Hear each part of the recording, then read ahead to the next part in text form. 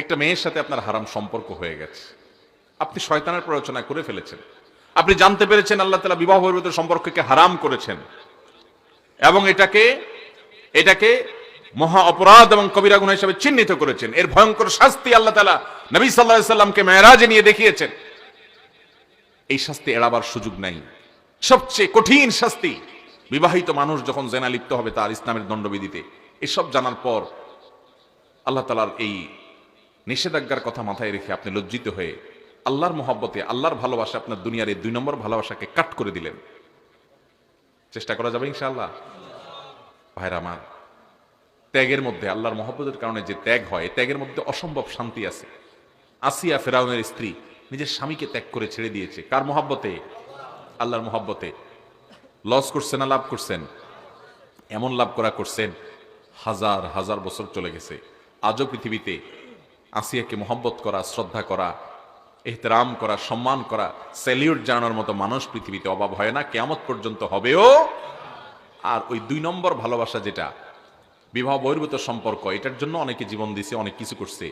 একজনের নাম বলতে পারেন যে পৃথিবীর ইতিহাসে চিরস্মরণীয়, বরণীয়, হাজার হাজার বছর ধরে সবাই তাকে স্মরণ করে? বলতে পারবেন?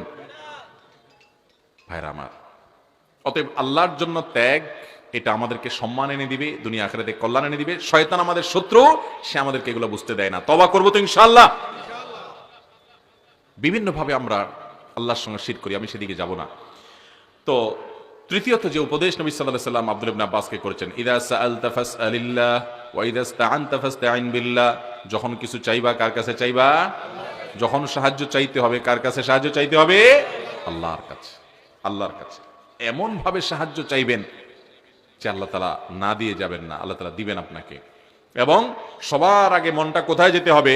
আল্লাহর দিকে। অসুখ হলে আমাদের সবার আগে মনে করেন আপনার জ্বর আসছে, কি আসছে? জ্বর আসছে, আপনার শরীরটা ব্যথা, সবার আগে মনে পড়ে কিসের নাম? তাহলে তো সব ফেরেশতা এখানে দেখা যাচ্ছে। আমার তো সবার আগে নাপার কথা মনে আসে। আল্লাহ তাআলা আমাদেরকে মাফ করুক। ভাইরা, জ্বর আসলে শরীরে সবার আগে আসলে সত্যি সত্যি বলেন কার কথা মনে আসে? কিছু বুজুর্গ নেককার আছে, এদের আল্লাহর কথা মনে আসে, মাশাআল্লাহ আছে আল্লাহর কিছু বান্দা। বাকি বেশিরভাগ মানুষের মনে আসে কার কথা? প্যারাসিটামল নাপার কথা, ঠিক না?